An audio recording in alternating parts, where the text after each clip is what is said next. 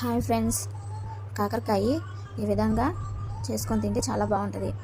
ఎప్పుడు లేకుండా ఇలా వెరైటీగా కాకరకాయ ఉత్త అన్నంలో అయినా కానీ తినొచ్చు. ఎలా చేయాలో చూద్దాం. ముందు లైట్గా పైన తోలు తీసేసుకొని లైట్గా తీయాలి ఫ్రెండ్స్, ఎక్కువ కాకుండా శుభ్రంగా కడుక్కొని తర్వాత పెద్ద పెద్ద ముక్కలు కోసుకోవాలి. చూపించే విధంగా పెద్ద ముక్కలు కోసుకోవాలి. అన్నీ ఈ విధంగా ముక్కలు కోసుకొని ఇట్లా చేసుకుంటే చాలా బాగుంటుంది కాకరకాయ. ఇలా ఒకసారి ట్రై చేయండి. ఎప్పుడు మామూలుగా కోసుకొని డీప్ ఫ్రై చేసుకోకుండా ఇలా ఒకసారి ట్రై చేస్తే ఆయిల్ కూడా తక్కువ పడుతుంది. ఇలా అన్నీ కట్ చేసుకొని ఒక గిన్నెలో అన్నీ వేసి దాంట్లో కొంచెం సాల్టు, కల్లుప్పు, ఏదైనా కానీ కల్లుప్పు అయితే బాగుంటుంది. సాల్ట్ వేసాను. అలా ఒక గ్లాసు, ఒక కప్పు మజ్జిగ పోసుకున్నాను. తర్వాత 1 టీ స్పూన్ పసుపు. ఈ 3 బాగా కలుపుకునేటట్టు ఇలా అన్నిటికీ పట్టేటట్టు ఇలా కలుపుకోవాలి. ఈ విధంగా కలుపుకొని మూత పెట్టుకొని ఉడకనిచ్చుకోవాలి. ఈ విధంగా ఉడికించుకున్నాక ఇంకొంచెం ఉడకాలి. బాగా ఉడకనియాలంటే మెత్తగా కాదు, ఒక మీడియం లోలో కొంచెం ఉడకాలి. అప్పుడైతే కాకరకాయ చాలా బాగుంటుంది. ఈ విధంగా ట్రై చేస్తే ఎప్పుడు తినని వాళ్ళు కూడా ఇలానే తినాలనిపించిద్ది.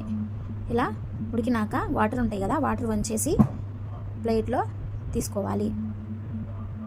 ప్లేట్లో ఆరనిచ్చినాక కొంచెం గోరువెచ్చకున్నప్పుడు మొత్తం ఆరిపోయినాక కొంచెం గోరువెచ్చకున్నప్పుడు వాటరు పిండేయాలి. చూపించే విధంగా ఇట్లా వాటరు కొంచెం ఎక్కువ ప్రెస్ చేయకుండా లైట్గా ప్రెస్ చేయాలి. ఎక్కువ ప్రెస్ చేస్తే మెత్తగా అయిపోతుంది కదా, తునిగిపోతుంది. ఇలా మీడియంగా ప్రెస్ చేసి వాటర్ ఉన్నాయి తీసేసుకోవాలి.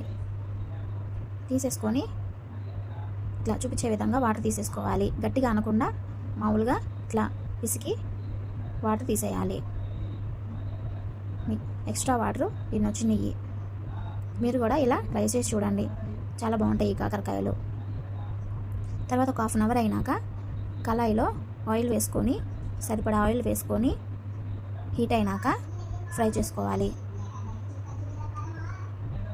ఈ విధంగా హీట్ చేసుకోవాలి, ఫ్రై చేసుకోవాలి. మధ్యలో తిప్పుతా ఫ్రై చేసుకోవాలి. కొంచెం సేపు ఉడకాలి. ఇలా గోల్డెన్ కలర్ వచ్చేంత వరకు ఆయిల్లో డీప్ ఫ్రై చేసుకోవాలి.